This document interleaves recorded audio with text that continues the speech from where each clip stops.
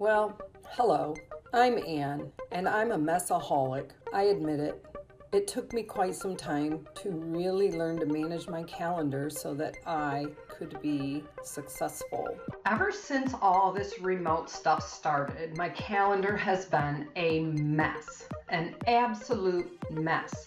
I've had task forces I've needed to be on, I had trainings I needed to run, I had emails just barreling in that I needed to respond to. It just became a disorganized mess of stuff to get done. And when we were in crisis mode, that's all I could do was just get stuff done. Now I've learned to organize not only my calendar, but also how to use my task list effectively in Outlook. So I'm going to show you how I do that. First of all, looking at my calendar here, I have color-coded categories for the elements in which I am quite involved. So one thing is you'll see this little green bar on every weekday from 8 to 10 is what I call my ad hoc time. And all of the blue are professional developments. And then the yellow is for coaching. So let's see how this works. So I'm just going to go to my instructional services meeting, right-click on it, and first off, I can add a charm. So any meeting I have added this charm to so that I know at a glance that it's a meeting. I made several different categories so that they're also color coded. My brain has to learn what these colors mean over time. So I did a wise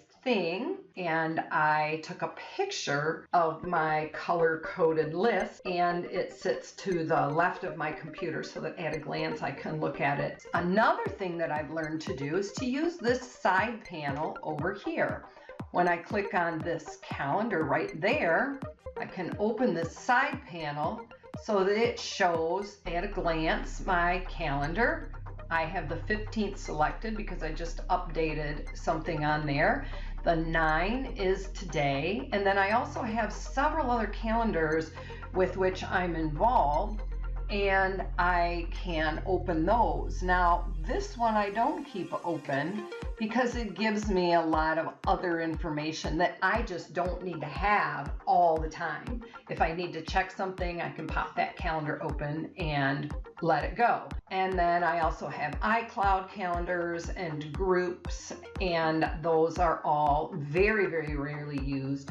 So it's not real often that I even have this panel open. So when I want this not visible, all I have to do is grab and drag over and it closes that up. But let's get to the really cool side of things here. That I have learned to use the tasks in Outlook.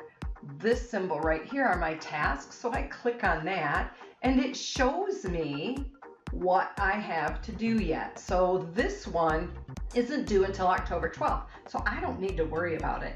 But what's really awesome about this is that I can take a task and drag it onto my calendar. So right here, that little check mark says, oh, this is a task that came from your task list. I am so in love with this new process that I have adapted over time.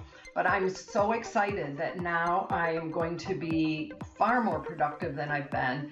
Look at my calendar now. I get so many things done. My productivity has gone way up. My reminders keep me in line. And having my calendar organized by color, by date, by need is so beneficial to me. And I feel so much better. And oh my gosh, I am free of the burden of a mess.